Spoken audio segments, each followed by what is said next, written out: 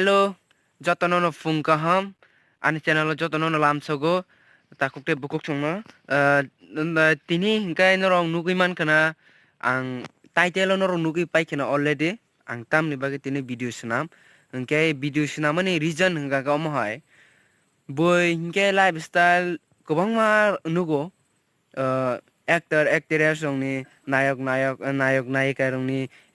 lifestyle tubuh. Angke nayok nayika ni lifestyle tubuh ya angke norong nugui pai kena description no nanya di ang tabuk buku ba sanai norong no tam boro ni hote ang norong ni lifestyle tubuh ni 11 12 ni hote college jora ayang ko te thangmanu juskan do angke 11 ni simi ayang hingkai ang lifestyle na hanai tobe baksa hinana tangge 11 abo hingke 11 unang utangke 11 12 ni simi kang nahar utra lifestyle hingke ayang ko 9 10 amro hanggang nahaya do amro hanggang accept klaya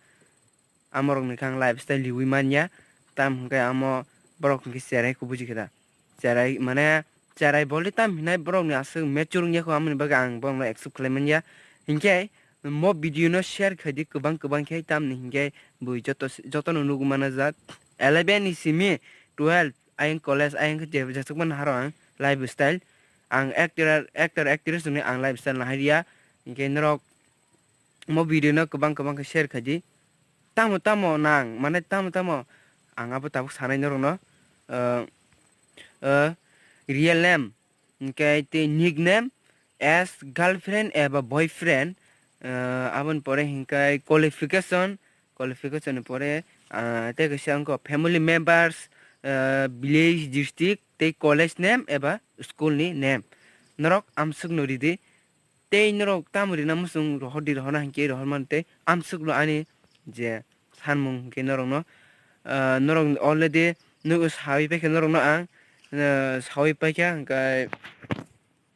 tabung norok ani bukuk bai sawi norok buji yang ke norok description no naidi tam nang ajaga wo kebangma ang description no siri sinai norok naidi te bo jaga ro hornai hingkai ani WhatsApp number ang description no ridi nai ani WhatsApp number ro horde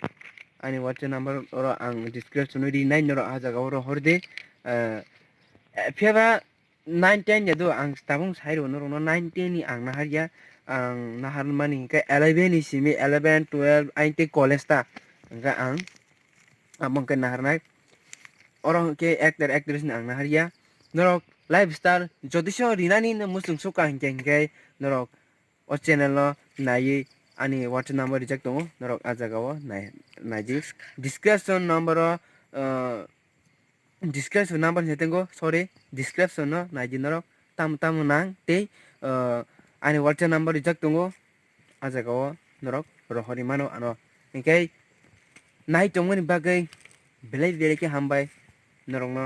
norok mo ke support khai tongni ano norok ni support nango ang tabuk hingkai tinin bagam sukno te next vlog malanyai bye.